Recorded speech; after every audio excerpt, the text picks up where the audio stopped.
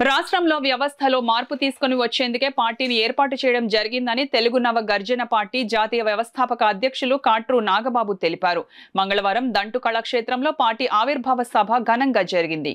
ఈ సభకు ముందుగా తెలుగు నవగర్జన పార్టీ జాతీయ అధ్యక్షులు కాట్రు నాగబాబు కాకినాడ నగరంలో భారీ బైక్ ర్యాలీని చేపట్టారు.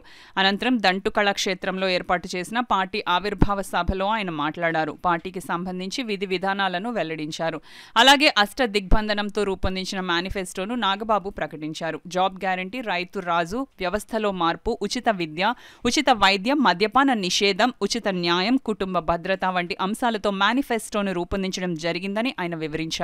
ఈ కార్యక్రమంలో విజయ్, మల్లాడి రాజు, మహర్షి, శివరామకృష్ణ, భవానీ, మల్లాడి కృష్ణంరాజు తదితరులు పాల్గొన్నారు. మాకనేది కులాలు మతాలతో సంబంధం లేదు.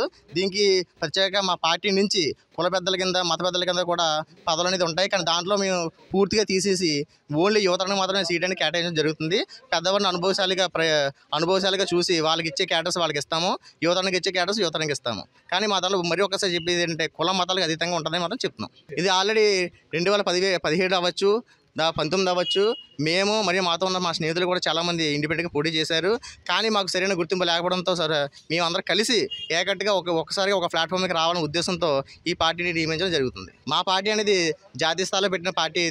ఇది వచ్చి మనకి నేను జాతీయ అధ్యక్షుని కాబట్టి మన రాష్ట్రానికి కూడా వేరే అధ్యక్షుని నియమించడం జరిగింది. దీంతోపాటు మనకు ఉన్న 175 కాన్స్టిట్యూన్సీ నుంచి కూడా విద్యార్థులు అవ్వచ్చు, లేదా యువత అవ్వచ్చు, లేదా అనుభవజ్ఞ వ్యక్తులు అవ్వచ్చు, ఏమన్నా వచ్చినా సరే వాళ్ళకి ఇండిపెండెంట్గా క్యాండిడేట్స్ కాకుండా ఎవరు వచ్చినా సరే వాళ్ళకి సీటు కేటాయించి మా పార్టీ నుంచి ఆ ఏరియాలో పోటీ చేసేలాగా మేము చూసుకుంటామని చెప్పి అందరికీ కూడా ఒక్కసారిగా మరియు తెలియజేస్తున్నాను. మా పార్టీ ప్రధాన ఉద్దేశం వచ్చి యువతరాన్ని ముందు తీసుకొచ్చే దిశగా మేము ఒక అడుగు ముందుకు వేసాము. మా పార్టీ అనేది యువతరానికి మాత్రమే చెందుతుందని చెప్పేసి మరోసారి చెప్తున్నాను. కానీ దీంట్లో అనుభవజ్ఞులైన పెద్దవాళ్ళు ఉన్నా సరే మేము రాణిస్తామని కూడా మరి ఒకసారిగా మీకు తెలియజేస్తున్నాను.